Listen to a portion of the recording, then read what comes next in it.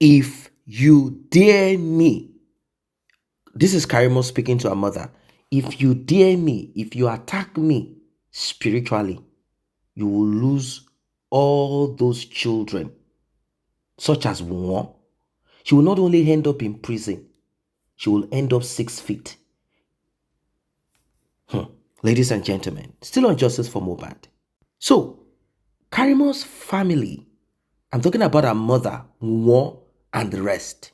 And of course, fans of Wunmi and relatives that were not too sure how much information, damaging, incriminating information Karimo has on her hands. They were not too sure. So they were waiting. That was why they were kind of holding back a bit. Then, when they realized within themselves that Karimo had nothing, they started firing. I'm talking about Karimo's mother now. They started firing shots. May we not, in fact, that prayer is only applicable when you are choosing a family to be friends with or a family to marry into or marry from. We cannot choose the family that we are born into. Neither can we choose the country that we are born into. We can't. It is called predestination. Anyway, Karimo has decided to drop it. And it is so heart-wrenching, so heartbreaking that it caused the demise of Mohbad for all of this to be out. But regardless, justice for Mohbad is what we are talking about. When we started this justice for Mohbad, people did not see the different complexity, the different alley here and there. People didn't see it, not until the picture started coming out clear. It started becoming clearer. We started looking into family pattern, family, morality. We started looking into a lot of things. Well, Karimo did not start with the major bombshell at the beginning. She came with little bits of here and there, and she pointed to certain things here and there, and they said, oh, she does not have nothing. She knows nothing. She can't do nothing. That. They said a lot of things. So she too, she held back. She wanted to know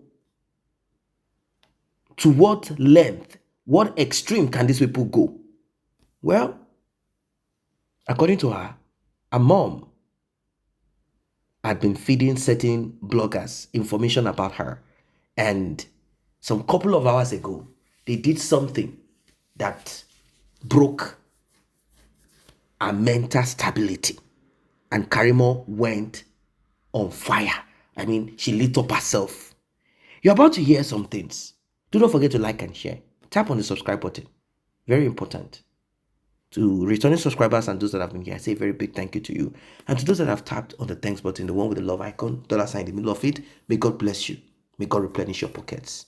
If you also want to be a part of this, please do tap on that button that says thanks. Ladies and gentlemen, you will not be able to pause on this one. You will hear Karimo. She's telling them, Mama, I know we are diabolic. I know what you people did to Mohbad.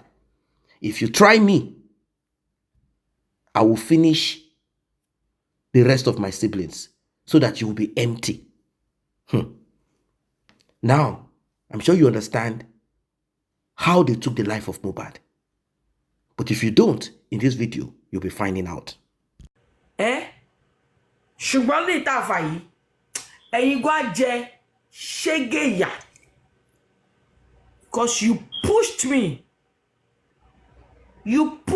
to this extreme, no going back. Ẹ jẹ ṣégeyà lọ́wọ́ mi, ẹ continue good art. Ó máa di àgùn alẹ́ lójijì ni. Wo wàá di àgùn alẹ́ lójijì. Ṣó o mọ̀ pé àtèmi àti yín àti di ọ̀sán àtòru tí ò gbọ́dọ̀ pàdé mọ́? A ti di ọ̀sán àtòru tí ò ní pàdé mọ́. Ẹ ṣe tiyín kí n ṣe tèmi. As long as you keep coming for me, èmi gan àtàtàn sí yín lọ́rùn. Ẹ máa gbọ́. Ìyàwó mi ṣàṣàlàyé gbogbo ẹ̀ fún grandma. Wọ́n ní grandma yẹn da. Ìyá yẹn tó máa gbà síbi iṣẹ́. Àwọn màmá wá sábẹ́ òkúta láti gbé àwọn máa lọ síbi iṣẹ́. àwọn máa wá padà wá síbẹ̀ ó nígbà tó yá làwọn wá pe màmá yẹn pé màmá báwo làwọn ṣe fẹ́ ṣe báyìí sìn ọ̀rọ̀ ọmọ yìí ṣé àwọn máa wá jókòó síbi àwọn wà ní ṣiṣẹ́ mọ́ ni èlò ló ń sọ fáwọn olówó oṣù táwọn máa lọ táwọn máa dé táwọn máa lọ táwọn máa dé báwo làwọn ṣe fẹ́ ṣe ọ̀rọ̀ ọmọ yìí sí báyìí ni grandma yẹn bá ní. ọmọ ẹ wà lórí sick bed iṣẹ́ ni priority ẹ̀ ọmọ tó o bí tí ó ìpọ́dún kan ó wà lórí sick bed ìwọ ń du iṣẹ́ make it make sense. ọgbẹ́lẹ̀ grandma ní má wọ̀rí ọmọ kékeré ara ẹ̀yìn ni ìwọ gbélẹ̀ ìwọ máa lọ èmi abẹ́ tọ́jú ẹ̀ ìgbà tó bá ti ráyè kó wá máa bẹ̀ ẹ́ wò gbélẹ̀ lọ máa ṣiṣẹ́ ẹ̀. ìyá bàbá tèmi ní kó gbé mi lẹ̀ kó máa lọ ṣiṣẹ́ ẹ̀ ìyá Wunmi irọ́ pa ẹ́ kú ìṣojú mi báyìí ìyá bàbá mi máa sọ fún ẹ pé ìyá Wunmi wá máa yọjú sọ́mú ẹ tó rogún ẹ bá rí ẹ tó ń lọ tó ń bọ̀ tó ń wá wọ ọmọ ẹ ní ẹ̀ẹ̀mejì lóṣù abẹ́ ẹ̀ẹ̀mejì lóṣù mẹ́ta ó kéré jù ẹ̀ẹ̀mẹ́ta lóṣù tàbí ẹ̀ẹ̀mejì lóṣù mẹ́ta tó bá ń yọjú wá wọ ọmọ ẹ ayé a máa já kò ní lè fìyà jọ ọmọ ẹ because a wò pé at any time níyà ọmọ yìí lè dé kó lóun wá yẹ ọmọ ẹ wò. ìyá bàbá tèmi ló tún máa ń bẹ̀ ló tún máa ń kọ́ ẹ láwọn ọgbọ́n tó máa dá. ó máa wá o. wàláì Karimo ní Wunmi ó ṣe DNA o Karimo ó sọ ó ní Wunmi ó ṣe DNA gbogbo yín abẹ́fẹ́ ẹ̀ẹ́kù lẹ́ẹ̀kù gàrí lẹ́ẹ̀mùsùn Wunmi ó ṣe DNA o Liam àwọn ògbọ́n máa lè nílé alọ́ba o ó ṣe DNA Liam àìṣe ìyá ò ní nísinmi àìṣe DNA Liam ìyá ẹ̀ kò ní nísinmi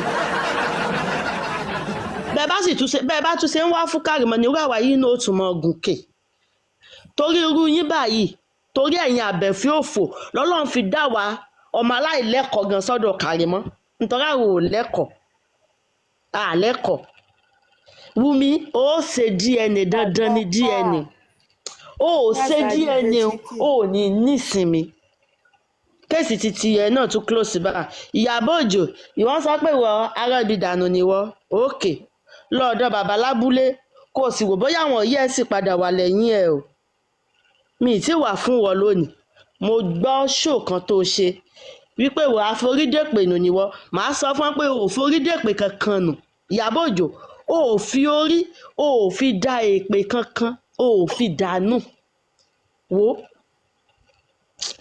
jẹ́ ń bá wọ̀ bò tí ọ̀rọ̀ ya Wunmi la gbé wá lálẹ́ abiagba ìyá mọ́mí jẹ́ ẹ̀jẹ̀ kọrin kan fún yín òbí rere ló kọ rẹ̀ mọ́ bínú bí màá ṣèkọ́ ẹ gbà mí bẹ́ẹ̀ ni òbí àǹtí mi mọ́mí mi sista Bukiri mọ́ ọjọ́ yẹn òun dàgbà rèé o Karimo tá à ń fọwọ́ kan tá à ń gbà lójú ó máa ti dàgbà alihamdulilayi tí kú ò pamọ́ wa lọ́wọ́ ẹ bá wa dúpẹ́ sẹ́rí gbogbo ọsàn tó ń sòun kọ́ ló ń pọ́n ó wúlò fólókò àdúrà tèmi ni pé kò dàgbà kò yanjú àdúrà mi pé ẹ ti dàgbà ẹ yanjú délẹ̀délẹ̀ láṣẹ Ọlọ́run ẹ wà ní kánjú kú o àwọn ọmọ yóò ní kánjú kú ọkọ yóò ní kánjú kú ẹni tó bá porí yín níbi láàárọ̀ lọ́sàn lóru ibi ni ó mọ̀ bá ẹ̀yin ti fèpè fèlépè o ẹ ti fi èpè ẹ ti fi fún elépè bó ti lè wù kí wọ́n mọ sáré sẹ́ńtò Ọlọ́run jù wọ́n lọ tàbá láàmú òní ọ̀la làmú lẹ́yìn òní àfòní lẹ́yìn òní àfòní lẹ́yìn òní àfòní lẹ́yìn òní àfòní tó ẹjẹ ń dákẹ́ ń báyìí ná káwọn ẹlòmíì ò sọ̀rọ̀. ojú tó yẹ kẹ́ ẹ fi tẹ́lẹ̀ ẹ ní fi tẹ́lẹ̀ ìwọ àbẹ̀fẹ́ mo lọ wo gbogbo fọ́tò ẹ mo rí i pé ìyá tó jẹ́ ọkọ fún ẹ lórin díẹ̀ ìyá tó bí lójọ́ àbẹ̀fẹ́ ìyá tó bí lójọ́ ẹ jọ kí lorúkọ ìyá Facebook tó page bí ẹ lóòjọ́ kí abẹ́fẹ́ lorúkọ òòṣà Facebook page àti abẹ́fẹ́. pink mi mo tiktok yín rí mo from ti rí nowhere tó o rán stream wọ́n ti wa da picture yín sí ìyá mi o tó bí lóòjọ́ mo dẹ̀ máa wá péèjì olórí yín lọ bí lẹ́yọ orí kọ̀ọ̀kan àpáta máa òwì rìpọ́ọ̀tù ìyá péèjì tó yín iṣẹ́ bí lólórí lóòjọ́ burúkú olóṣì ọmọ ní olórí mẹ́tẹ̀ẹ̀ta sàǹdò bí ẹ̀yin orí olórí burúkú ọmọ àpáta òfò ìyá tó bí lóòjọ́ olójú fẹ̀rẹ̀ bí ojú ìwé ìyá tó bí lóòjọ́ abẹ́fẹ́ ìyá tó bí lóòjọ́ ìyá tó bí lóòjọ́ olórí burúkú eléyín fọ́nká ìyá tó bí lóòjọ́ olójú fífẹ̀ bí ìwé ìgbélú bí ìwé ìgbélú ìyá tó bí lóòjọ́ ó máa ṣòro ẹ̀yin ìkẹyìn olórí burúkú yìí ìyá àbẹ̀fẹ́ ọmọ òsè rẹ tó bí ló kó gbóngbó báwọ̀ ìyá rẹ o ọmọ òfò tó bí sáyé ọmọ àdánù tó mọ́rọ̀ ọlọ́rọ̀ tó gbé e sórí ẹ̀yin ò rí pẹ́ ní ìbànújẹ́ ẹni èpè niyín ẹni ègbé niyín ẹni ẹ̀kọ́ niyín ẹ wòye èèyàn tó ń wòye èèyàn 117 ẹ wo Karimo olóòótọ́ ẹ wá dúró èèyàn tó ń wò látàárọ̀ torí pé ọmọ ológo ní orí òtítọ́ ló dúró lé ó dẹ̀ ti dúró tọ́lọ́ ń táwà kálítù ni kò ní jogún òfo láyéláyé Karimo wá ti digi eléra ẹ mọ̀ gbé ẹ gbé jùlẹ̀ ni àfi tẹ́ ẹ bá lè ṣùgbọ́gi eléra ló kù bóyá èrò ní kó sí gbogbo mú yín bóyá kò ní jẹ̀fù kò ní jẹ̀dọ̀ yín ọmọ ayé ni Karimo ọmọ aníyà lọ́run ọmọ aníyà láyé ni ṣojú òtì yín lálẹ́ ẹ wo bí ìyàkọ rẹ̀ ṣe ń pàmpà rẹ̀ ìyà méjì ọlọ́run ò kì í fi ń jẹ́yàn ẹ̀yin olórí ibú ìkà yìí ẹ wo sítórì tó sọlẹ̀ ẹ wọ̀rọ̀ tí ìyá Karimo kàkèéṣe ìyá Karimo ẹ wọ̀rọ̀ tí Jùmọ̀kẹ́ tó ń sọ fún yín tí wo olórí burúkú àbẹ̀fẹ́ náà wá gbé jáde tó dẹ̀ làdí tó dẹ̀ bímọ ìkà ò jẹ́ ṣe tiẹ̀ bẹ́ẹ̀ ọmọ oṣù mẹ́ta ẹ fẹ́ pa kò kú ẹ wá wò òun ló wá dají taná wò látijọ́ tí Wùmí ti wá lówó rẹ̀ ó rí àlùbáríkà wo ló ṣe Karimo náà ló ṣe oore gidi fún Jùmọ̀kẹ́ gbogbo oúnjẹ ọmọ tí Jùmọ̀kẹ́ ń jẹ òun ló jẹ́ àlùbáríkà oore òun náà ni Karimo ṣe fún un ẹ̀yin ìka ẹ̀yin olórí burúkú ẹ̀dá ẹ̀ ẹ̀yin oníṣẹ́ ẹkú wọ́n rán yín níṣẹ́ ẹbí ẹ̀ ń jáde kí ni Karimo rà gbà yín kí ló ṣe fún yín ẹ wá rọ́rọ̀ sọ ẹ wá ń sọ rọ̀dọ̀rọ̀dọ̀ lórí pílátífọ́ọ̀mù yín ẹ̀ ń scream tí Karimo ń sọ nígbà tẹ́ ẹ̀ rí nǹkan kan analyse tẹ́ ẹ̀ mọ̀ pé onírú ẹni ègbé nínú ẹni òfò bíi Jùmọ̀kẹ́ ni yín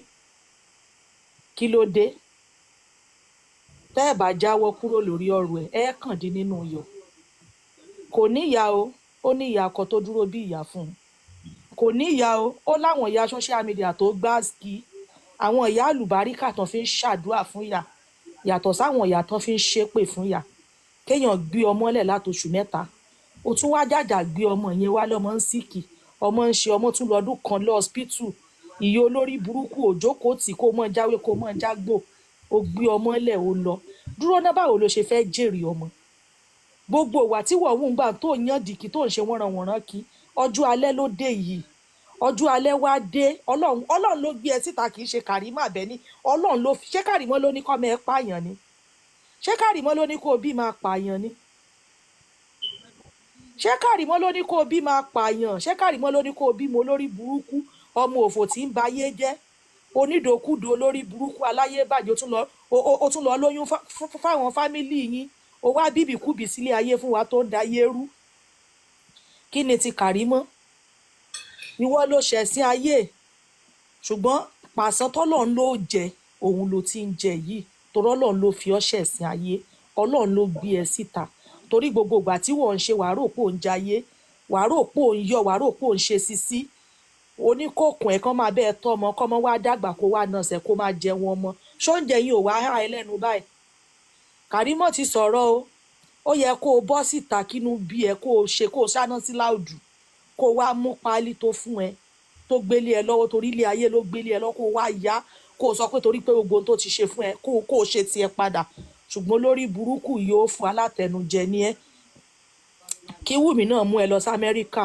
kí Wùmí náà lọ ṣèwé ìgbélùfẹ́ kó rí bó ṣe ń rí ọ̀hún ló ń jẹ torí ẹ̀ ló ṣe ń bí ẹ̀ ọmọ tó tọ́ tó mọ bó ṣe dàgbà tó mọ nǹkan kan pàgbé sí ayé ẹ̀ wá wo bọ́lọ̀ ń ṣe kẹ́ ó dẹ̀ ṣẹ̀ṣẹ̀ bẹ̀rẹ̀ ni torọ́ lọ́ máa kẹ́ jù bẹ́ẹ̀ lọ yóò kẹ́ yóò kọ̀kọ́ rẹ̀ yóò kọ́ mẹ́ ààbò Ọlọ́run ti dájú lórí rẹ̀, ó ti dájú lórí ọkọ, ó ti dájú lórí ọmọ, ó dájú lórí gbogbo àwọn olólùfẹ́ rẹ̀, ó wá dájú lórí gbogbo àwọn olótìtọ́ ayé tó dúró lórí justice for Mohbad. Àlùbáríkọ̀ Ọlọ́run, ààbò Ọlọ́run ti dájú lórí kọ̀ọ̀kan nínú wa. Tá a bá wá rí ẹnikẹ́ni, èèyàn kéèyàn tá a bí nínú obìnrin àbí tá a fọ̀bẹ gbé jáde nínú ìyá rẹ̀ tó lókun ibi tí Karimo gbé gbà, tó lókun ibi tí gbogbo wa tá a dúró lórí òtítọ́ gbé gbà, tó lókun ibi tọkọ Karimo gbé gbà, tó lókun ibi táwọn ọmọ rẹ̀ ó gbé gbà, ẹ fẹ̀mí yín di, ẹ fẹ̀mí yín ṣètùtù, ẹ lọ fún Wunmi. Ẹ mọ̀ yìí pé òótọ́ lèèyàn máa ń dúró tì, èèyàn ò ní rí irọ́ kẹ̀dẹ̀ máa tẹ̀lé rọ́. Kí ló dé tẹ́ ẹ̀yà kàtẹ́ ẹ̀yọ lórí burúkú èèyàn ọ̀dájú ẹ̀dá báyìí? Kí ló dé torí àtẹnujẹ? Wunmi olórí burúkú ni, ègún ni Wunmi. Gbogbo yín ló máa sample, gbogbo yín ló máa kórí burúkú bá. Gbogbo ẹ̀yin tó fara tì tẹ́ ń support ẹ̀, kò sí kankan nínú yín tí ò ní fara gbá. Ṣáwa lọ́lọ́run tó gbé Wunmi síta ni? Àbíṣẹ́ ẹ̀ ní làákàyè nínú ni? Àbíṣẹ́ ẹ̀ mọ̀ pẹ́sìn ayé ni Wunmi ń ṣe ni? Ṣáwa lọ́lọ́run tó gbé síta ni? Ọlọ́run ń dájọ́ fún yàn, Ọlọ́run fi yàn ṣẹ̀sìn. Ẹ wá ló kù bí tá a gbé gbà. Tó bá yẹ pé gúgúrú àtẹ̀pà ló yọ, ẹ fi jọ mu gàrí. Tó bá dọjú alẹ́, ọmọ yín ó padà jèèyàn, ó máa ṣe dáadáa. Títa ríro là ń kọlà. Ẹ má jẹ́ kí pírọ́blẹ́mù kankan dé, kódà tó bá ti happen pé ọkọ tẹ́ ẹ fi òwú wá máa fẹ́ filé ọkọ lẹ̀, ẹ káwọn ọmọ yín dá nítorí àwọn lọ́jọ́ ọ̀la yín. Ọ̀la yẹn ló dé sí Jùmọ̀kẹ́ yìí o. Ẹ̀sìn ló dé sí Jùmọ̀kẹ́ tí ó lè dúró kó fara balẹ̀ kó gba ẹ̀sìn tọ́lọ́run bá fẹ́ fi ṣe tó ń sá dànù. Torí pẹ̀sìn ayé lọ́lọ́run fi Jùmọ̀kẹ́ ṣe. Ayé nídàájọ́ wà. Ṣé wọ́n rí ẹnìkan tó gbin àlùbọ́sà tó ká ẹ̀fọ́ ni? Ìtò ògbè ló ń kà. Kí ló dé tó ń sunkún kí? O wá tí rí nǹkan kan torí pé ó sùn ẹkún dọjú alẹ́ ni. Kò sí kankan nínú Karimo, kì í ṣọmọ nínú ọmọ méjì tó kù tó ní, kò sí kankan nínú wọn tó máa jèrè. Wo Wunmi ṣe ń fi ọṣẹ sí ayé. Ṣé kejì tí wọ́n ní ó kọ́ṣẹ́ tí ò kọ́ṣẹ́? Ṣóhun ló fẹ́ jèrè? Ìwọ́gun ò jèrè ara rẹ̀. Ìwọ olórí burúkú yìí ó lè yí. Nígbà tí Mohbad wà láyé, tí Mohbad ń kówó fún ẹ tó ń gba owó lọ́wọ́ Mohbad, ṣé Karimo bá yín gbà ń bẹ? Ìyá Wunmi ó ráre jáde láyé ni. Ìwọ àti Wunmi ẹjọ́ ṣòfò ayé ni. Ìwọ yìí olórí burúkú yìí ó fò. Ìyá tán fi ń ṣépè fún ìyá látijọ́ tí Mohbad ti wá kú, ó wá jáde ìjọ́ kan báyìí. Ṣó ò ná nínú owó Mohbad ni? Ẹ̀jẹ̀ Mohbad ó bí ọ, kò ní jí ó sinmi. Ẹ̀sìn tó ṣe ò tí ì tó. Ó sẹ̀sìn tó fi sọ pé wọ́n mọ̀ ní Jùmọ̀kẹ́ ti ó mọ̀ sí gbóògùn jẹ. Wọ́n mọ̀ ní Jùmọ̀kẹ́ ti para rẹ̀ sínú ilé, tàbí kó o bọ́ta kó o ya wèrè kó o rìn owó ọjà. Ẹ̀yin èka burúkú yìí. Wọ́n ló gba gbogbo owó lọ́wọ́ ọmọ rẹ̀ tún kọ́lé fún ọ. Ṣé Mohbad kọ́lé fún bàbá rẹ̀? Wunmi fowó Mohbad kọ́lé fún ọ. Iṣẹ́ kí ni Wunmi ṣe rí láyé rẹ̀? Ọmọ rí o ṣàgbàfọ̀ yín kásọ wálé, ẹ rójú olè, ẹ bú so. Jùmọ̀kẹ́ olè tó bímọ olè. Ọmọ rí o ṣàgbàfọ̀ yín kásọ wálé, ẹ rójú olè, ẹ bú so. Jùmọ̀kẹ́ olè tó bímọ olè. Ọmọ rí o ṣeṣẹ́, kò kọ́ṣẹ́, kò ṣiṣẹ́, kò ní nǹkan kan lọ́wọ́, kò ṣiṣẹ́ owó rí láyé ẹ̀. Ó wá jókòó tí ogun Mohbad ó wá fẹ́ olókùbí táwọn alọ́bọ̀ ó gbé gbà. Gbogbo iṣẹ́ tọmọ ọlọ́mọ ṣe ojókòó tí ẹjọ́ ń jẹ́. Mohbad wá kú tán, wọ́n wá ń dráàgì ọmọ ẹ̀. Ó wá bọ́ síta kó o tiẹ̀ sunkún abiyamọ, èéṣà abiyamọ abiyagbá ní ẹ̀. Kó o sunkún, kó o bẹ gbogbo ọmọ Nàìjíríà, kó o kẹ́bó tẹ, kó o pariwo bọ́ta. Ṣùgbọ́n gbà Wunmi ti sọ fún ẹ pé n tó ṣẹlẹ̀ ní ẹ ti jọ pa, ẹ ti jọ kún. Karimo tó mú gbogbo owó tó wá sí Nàìjíríà, ẹ̀ ń back ẹ̀ off. Ẹ jẹ́ kó mọ̀ nǹkan kan, kò dẹ̀ mọ̀ nǹkan kan. Ṣùgbọ́n torí pé Ọlọ́run ò jí ó mọ̀, torí pé ẹ̀sìn tẹ́ ẹ fẹ́ ṣe kò fẹ́ pín bẹ́ẹ̀, toró lódodo ni. Bọ́dì yín, mo kí yín takuntakun, ẹ kú iṣẹ́, ẹ ní fọmọ dí, ẹ ní fara yín dí. Ìgbà ilé yín ò mọ lékún, àwo ilé yín ò mọ pọ̀ sí. Lágbára Ọlọ́run. Tá bá wá rí ẹnikẹ́ni tẹ́ sọ pé ó kù tiwa, àbẹ́ mọ káàkiri, ẹ mọ tójú, ẹ sọ pé ọ̀rọ̀ wa ló kù, ẹ ya wèrè jáde láyé ni. Bẹ́ẹ̀ bá ní ògùn máa pa yín, ẹ ní jẹ́yìn, ẹ ní ṣe dáadáa láyé. Ẹ̀yin ìka, ẹ̀yin olórí burúkú yìí. Bẹ́ẹ̀ bá fi Karimo, á tún pa ó, á tún wá fún yín. Àti ìwọ ìyá tó fún Karimo lọ́jọ́ 7, èní ló dijọ́ kẹta wà pẹ̀lú ẹ. A wà pẹ̀lú ẹ. kó o lè mọ̀ pé nǹkan ó ṣí ọ lẹ́yìn ìjọ méje kó o lè mọ̀ pé aburú ó ṣí ọ lẹ́yìn ìjọ keje yẹn funfun ni Karimo mímọ́ lẹ́yẹ ń su funfun ni nothing. mi ò ní kọ́bọ̀ lọ́wọ́ bóyá yẹn ló kó lọ́wọ́ ìyẹn ò lówó ó kó ni bàbá Wunmi ní torí tí ò bá ń ṣokó ni bàbá Wunmi ní èmi ò rí nǹkan tí bàbá Wunmi ní tó fi fẹ́ ó yóò kó ó ń ṣan ẹ ló kó dáadáa àbí bẹ́ẹ̀ kọ́ wo wàá lò ṣerú ẹ̀ mọ́ ṣé wàá pé mo ti sọ fún ẹ pé mi ò mọ̀ ẹ́ rí mọ́ you are like a total stranger to me you are like an enemy to me àtèmi àti ẹ ata àtọjú ni wá òkun àtọ̀sà tí ò gbọdọ̀ pàdé òun lèmi àti ẹ so ọ̀rọ̀ pọ̀ mi ti play voice note yẹn tán o. Good morning jàre owó ni kókó. ibi tínú ìyá Mohbad ti bu nìyẹn ìyá Wunmi ò lè gbójú tiẹ̀ bọ́ta ó ń fáwọn blọ́gà lówó ń taṣẹ́ àkọ́bí títí ẹ̀ ìyá Mohbad wọ́n wà ránṣẹ́ ọmọọmọdé tòrutòru ìwọ tí wọ́n pa ọmú ẹ ìyá ìyàwó gan ò bọ́ta sórí social media kò sọ̀rọ̀ pé mi nìyá Wunmi o ìwọ nìyá Wunmi àtàwọn blọ́gà mi ni wọ́n wà ní kó mọ̀ jáde síta ìyá Mohbad ẹ̀ ní ṣoríire mà. máa ń dùn mí jù my siblings my step siblings beat me up countless times my stepmother beat me up countless times my father beat me up in a traumatic way family members did a lot of things to me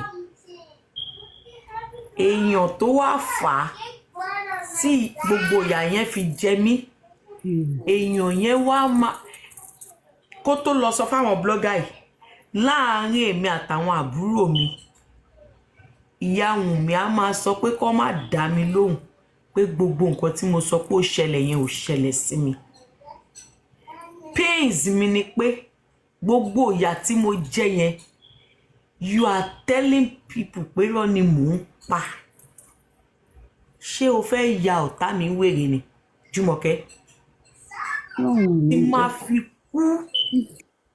tí máa fi kú mo ti forgive àwọn tí máa forgive o for me lè gbàgbé láyé mi tí máa fi kú àpá wà lẹ́yìn mi àpá wà lọ́wọ́ mi àwọn trauma kan wà tí mi lè gbàgbé I went through hell because of your absence but you that made me went through that trauma you will be telling people that I'm lying 2 sexual assaults included you that made that thing happen to me you are now the person that is telling people that I'm lying oh lè yà mí wèrè because I don't know how else to explain myself to you nínú tó jẹ́ pé gbogbo orí mi báyìí kókó ni railings tán máa fọ́ mọ́ mi lórí tán bá ná wọn ná mi àdá tán lọ yọ àdá tán fi ná mi èwo ló fẹ́ kí n gbàgbé nú ẹ̀ sexual assault ló fẹ́ kí n gbàgbé tó pè mí lórúkọ tí ìyá àti bàbá ò sọ mí tí mo ń ṣe menstruation for the first time nígbésí ayé mi tí mo tọrọ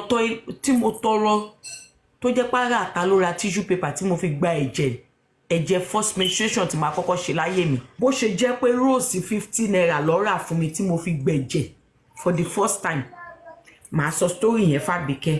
mo wá ní gbogbo àbọ̀rọ̀ yẹn ṣe ń ṣẹlẹ̀ tí Wunmi táwọn àwọn supporters tí wọ́n ń drag yín and all that ṣé mọ́mí ẹ̀ ṣé ó fi wọ́n ẹ̀kan ṣé wọ́n fẹ́ kan pè yín pé ok gbójú má bínú sí nǹkan yẹn kìíní kan ẹ mọ̀ pé Wunmi lọ ṣe disclaimer tó tún jẹ́ kó tó fi yín sí dragging táwọn èèyàn fi ń rò pé wọn ọ̀ràn yín nìkan tẹ́ lọ sọ ṣe mọ̀ pé nǹkan bẹ́ẹ̀ yín ń gbèjà àbúrò yín ni ṣé mọ́mí yín padà wọ́n ever pè yín láti sọ pé àwò má bínú fi ilẹ̀ gbójú má bìkẹ́ kìíní kan máa ní kó bá wọn tó ń drag ẹ̀ sọ̀rọ̀ ṣé wọ́n reach out.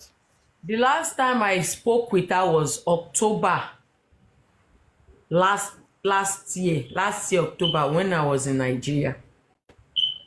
Was when I spoke to her. But I know láti ìgbà tí gbogbo fracas wọ̀nyí ti ń ṣẹlẹ̀, my husband called her 3 times, 3 different times, told her to settle whatever that is going on between her kids. She was thinking my husband was begging her for solution so that she can come and help us with our kids. Wọ́n rò pé torí pé káwọn bá wa tọ́mọ lọ́kọ mi ṣe ń bẹ àwọn èèyàn téèyàn dẹ̀ pé lẹ́ẹ̀mẹ́ta ọ̀tọ̀ọ̀tọ̀ pé mọ́mí ẹ parí ìjà tó wà láàrin àwọn ọmọ yìí, ẹ parí ìjà tó wà láàrin àwọn ọmọ yìí, tí ò dáhùn. Ìyẹn dẹ̀ rọra ń wò. So there was a time I had something. Then I was still with them. I called, and that was around December time, I think. I called Ìyá Wunmi like 21 times. She was declining my call. She was declining my call. I called her like 21 times. I had something then. I wanted to tell them about it. She was declining my calls. She declined my calls like 21 times. Because it was emergent. I was still with them then. And I'll say, you know what? I'm not going to call you again. And that was around November or November or December last year. And I never dial a number. As a matter of fact, gan blocking gbogbo wọn. All of them, gbogbo wọn blocking ló wà lọ́dọ̀ mi. Ìgbà tí ìyá Wunmi fẹ́ wá sí America, medical tó máa lọ ṣe, we were the one that found a date for her. We picked a date for her. We paid for the medical. We did everything with no stress at all. The only thing she has to do is leave her house, go there, wọ́n lọ ṣe test kán dẹ̀ máa bọ̀ nílé. Do you know what she did? Ìyá Wunmi sọ pé ilẹ̀ kan wà lẹ́pẹ̀. Ọ̀rọ̀ ilẹ̀ kan wà lẹ́pẹ̀ tí bàbá bá lè ṣiṣẹ́ lórí ọ̀rọ̀ yẹn dáadáa. Ó dà pé ilẹ̀ tí Mohbad ń sọ nìyẹn. Àsìkò ọ̀rọ̀ ilẹ̀ yẹn ìyá Wunmi talẹ̀ fáwọn kan. Ó gbowó ilẹ̀ lọ́wọ́ àwọn kan, ó talẹ̀ fáwọn kan. Wọ́n gbé ìyá Wunmi lọ sí court. Ẹ wò. Ẹ jẹ́ ká fọwọ́ lẹ́rán ká máa wò. Àwọn nìyẹn, Ọlọ́run nìyẹn. Àdàbí tó bá yẹ pé gbogbo nǹkan tí mò ń sọ yìí látòkèdè àdàbí tó bá jẹ́rọ ni. But tí ó bá ti ń ṣe jẹ́rọ, àwọn méjì tó torí wọn tó ń gbé ẹjọ́ mi, ẹjọ́ ọkọ mi, ẹjọ́ ìyá ọkọ mi, ẹjọ́ bàbá mi, ìyàwó bàbá mi, gbogbo ìdílé mi tó ń torí ẹ̀ tó ń gbẹ́jọ́ wa lọ fún blogger. Ṣé ráwọn méjì tó kù yẹn ò ní jẹun wọn kó tó kúrò láyé? Because it's a thing kó má nífẹ̀ẹ́ ọmọ. I get it. Oh, nífẹ̀ẹ́ mi, mo ti gbọ́, mo ti gbà. But don't show it to me. It is another thing when you're showing it to me and you are telling me that you don't give a F about me and you don't love me. That is when you have a problem with me. Because I will so be dirty with you as well and tell you, hey, you are nothing to me as a mother. You are nothing. I don't see you as a far relative. Let's put it that way. Àdàbí tó bá yẹ pé gbogbo nǹkan tí mò ń sọ yìí látòkèdè àdàbí tó bá jẹ́rọ ni. But tí ó bá ti ń ṣe jẹ́rọ, àwọn méjì tó torí wọn tó ń gbé ẹjọ́ mi, ẹjọ́ ọkọ mi, ẹjọ́ ìyá ọkọ mi, ẹjọ́ bàbá mi, ìyàwó bàbá mi, gbogbo ìdílé mi tó ń torí ẹ̀ tó ń gbẹ́jọ́ wa lọ fún blogger. Ṣé ráwọn méjì tó kù yẹn ò ní jẹun wọn kó tó kúrò láyé? What a mysterious world. What a mysterious world. Well, this is not the first time that Karimo will be calling her mother out and telling us series of stories of what happened and how it all happened. In this one, she's still coming up with more detail of the events that happened in the past and how all of this transcended to the demise of Mohbad. So many people have given their own opinion here and there on this journey that Karimo has embarked. And this journey is simply to expose wickedness, to expose the evil, to expose everything that is attached to the wickedness, evil act of Wunmi and her mother. Now, there are people who want Karimo to just go straight to the point, like, we don't want to hear anything. Just tell us, what do you know? What do you know?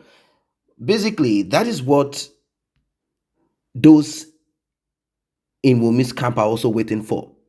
They want to be sure, does Karimo have, does she have something against us? Is there something that she can throw out there that will put Wunmi in big problem? Automatically, if that is what they are waiting for, which she has established times without number, and now she has established it even more, that her mom is behind this whole drama, it means that her mom is aware, 100%, fully aware, and also involved in what happened to Mohbad. There are a lot of mysteries, a lot, and you see, all of this stems from greed. Mohbad's mother, a greedy woman. Wunmi's mother, a greedy woman. Wunmi herself, a diabolic and greedy woman. It's a total mess. A total mess. Everything that concerns these people, it is a total mess. Something that nobody in their right sense, no one at all in their right senses, want to associate with. Terrible people, terrible family. Nobody, anyone in his or her right senses will not want to associate with these people, will not want to be part of anything that concerns these people. So sad. So, like I told you at the beginning, she said she started hearing from some people that her mom often sell their family story, trying to make herself appear better, as if all that Karimo has been saying are all lies. She said all these people, they told her mom, and there's a possibility that this can, there's a possibility of this happening, that they told her mom to attack her spiritually. When I heard this, I said, wait, let us be sincere about this matter. What kind of family is this? What kind of family is this one? What kind of family is this? So she threatened her mom that if anything should happen to me in any way, if I feel a slight or I hear that there is something that you have done and that thing did not happen, but it went like back to sender, I will make sure that that back to sender extends to the rest of those children that you gave birth to. Now, like in the previous video, I talked about Karimo's anger. She said she suffered a lot because of the absence of her mom. That her stepmom, who knew that her husband, that is Karimo's father, had gone to one lady out there, which is now Karimo's mom, and got her pregnant whilst, they were still young, like then, that kind of thing.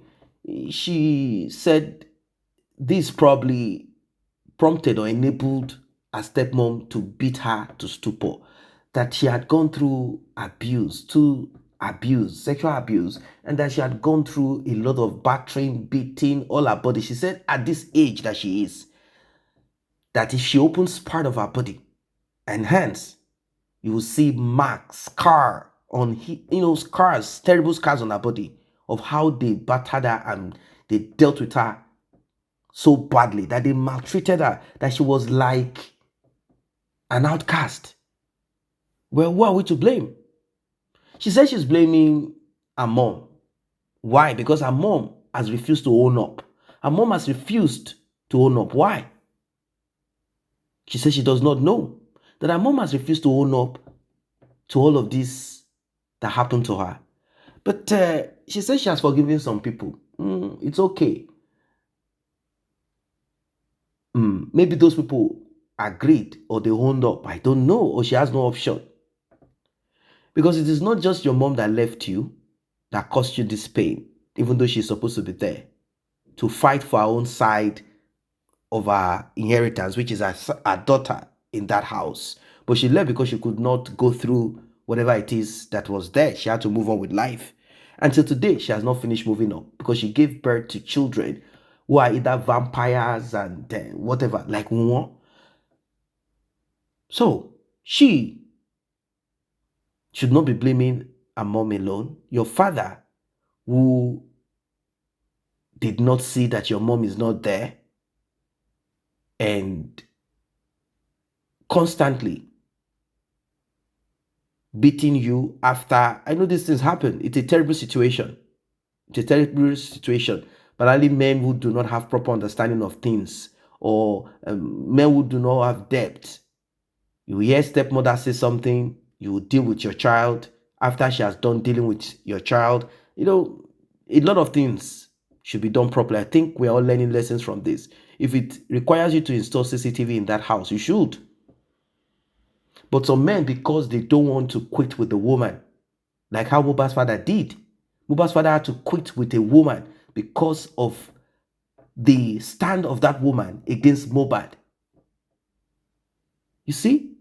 So some men are like that.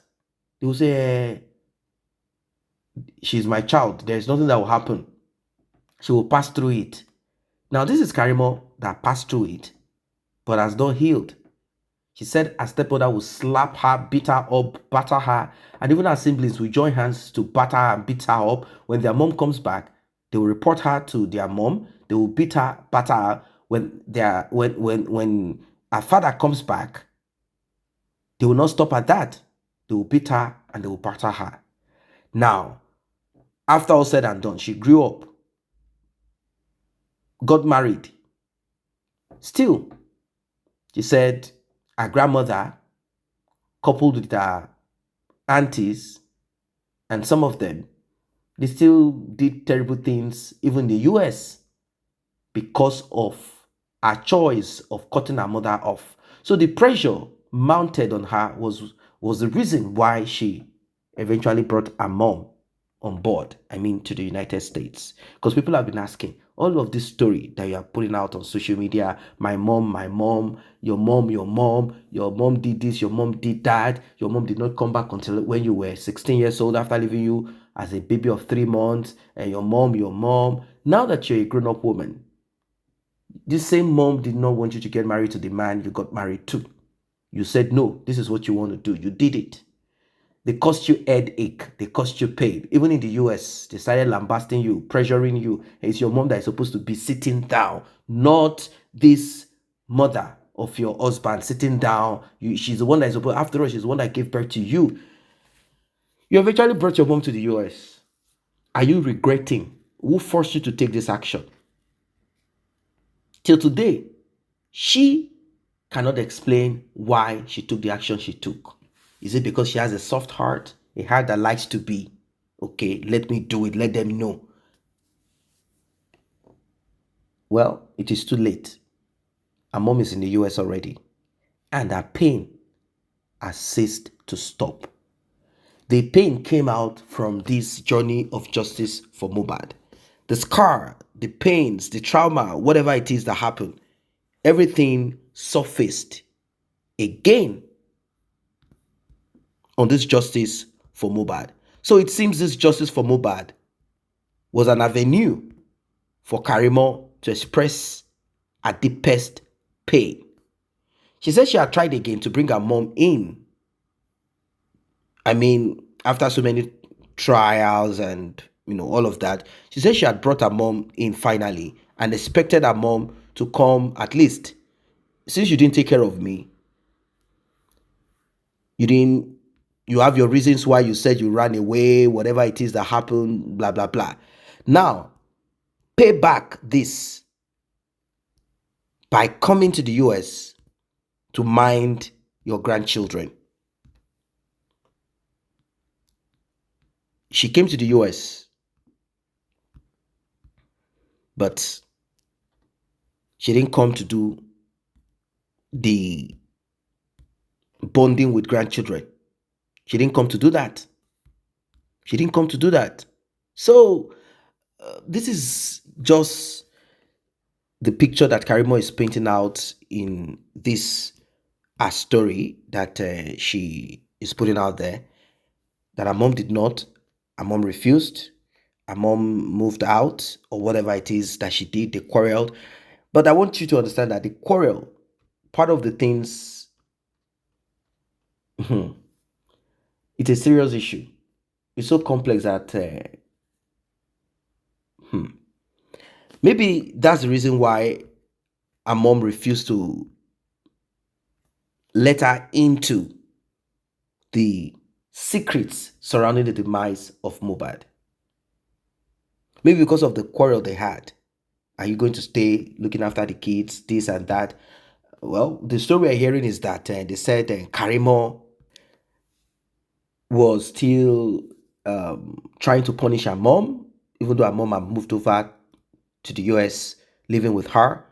Any little mistake or whatever it is that happens, her mom will Karimo will begin to paint the picture of what happened and all of that. Like Karimo was not willing to, like Karimo, let me just break it down so we move away from the Karimo mother thing. Karimo simply brought her mom in, according to some people who are speaking maybe from a place of ignorance or a place of knowledge, I don't know for them, that Karimo simply brought her mom to the US to have her with her so that she can punish her for what she did to her, neglecting her when she was a child. I don't know how true that can be, because you can still punish your mom far away, there where she is.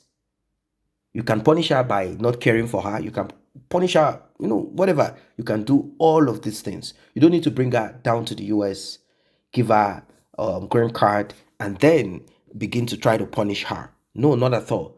I think what she's saying is that her mother refused to own up. Her mother refused to accept that she is wrong and that she did terrible things. That's what I am kind of thinking. So her mom refused to accept, to own up to her mistakes, to whatever it is that she did that was not right. That's it. So now, the part of Mohbad, it is glaring that Mohbad's so-called mother-in-law had played a big role in that journey till date. She played a big role in it, a huge one. And we all have seen it so far. We've seen everything that has happened so far. She said that that piece of land that Mohbad had spoken to his father about, I've told you guys a story, and Mohbad's father has also told us what happened. She said that we know, okay, we don't, that our mom sold that same land to someone else. Of course, you are selling someone else's land, and they had dragged our mom to the court. Now, if you compare Mohbad's mother and Wunmi's mother, what picture do you see? Terrible people. Terrible people. So these are some of the things that Karimo knows about, like, but this land belongs to Mohbad. Mom, why did you sell this land to someone else? You took the money. They found out that they could not access the land. You could not give them document. That's what they did to Mohbad. So if not that Mohbad's father stood up. And Mohbad eventually disappointed his father when they called a meeting. You see? So she has sold that land to someone else. Can you imagine? Sold the land to someone else. They dragged her to court. She went to court. Then she had found a way to get money here and there to repay the money of the land that she sold to someone else. These are terrible families, terrible people. So if you see them pressing hard, pushing hard, doing all to gather all of Mohbad's revenue, royalties, do not be surprised. If you see them bring in Mohbad's mother into their coven of wickedness, do not be surprised, because this is what these people do. This is who they are. This is what they do. Do not be surprised at all. They just found a greedy woman who gave birth to a child and somehow, due to certain circumstances, was not there. And she too, since she is not always there, never there in the lives of her children, they found a common ground. They held on to each other. That is why justice for Mohbad became this long and complex. That is it. I don't know what you think of this. Drop your comments.